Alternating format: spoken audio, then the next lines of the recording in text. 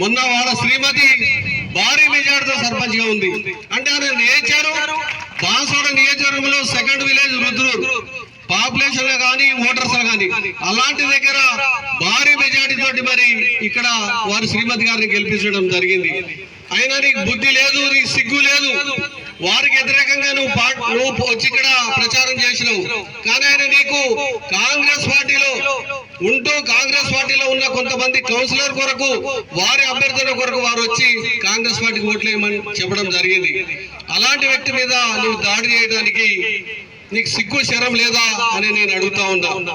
కాసుల బాలరాజు గారు, మీరు మీ పద్ధతి మార్చుకోకపోతే రాబోయే రోజుల్లో నువ్వు బాన్స్వాడ నియోజకవర్గంలో ఎట్లా తిరుగుతావో చూస్తాం.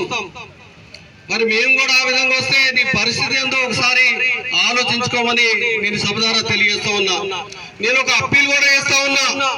బాన్స్వాడ పట్టణ ప్రజలకు 19 వార్డులకు మైనార్టీ సోదరులు ఉంటే మైనార్టీలకు తిడతాడు, గిరిజన సోదరులు ఉంటే గిరిజన సోదరులకు తిడతాడు.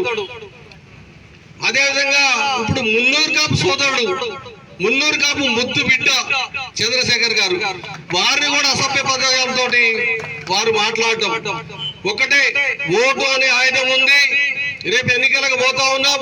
ఇలాంటి గుండాలకు, వీధి కుక్కలకు, వీధి రౌడీలు కనుక ఓటేస్తే జాతీయ పార్టీలో ఉన్న కాంగ్రెస్ పార్టీకి మరి చాలా ఇబ్బందికరమైన సంఘటన జరుగుతుంది.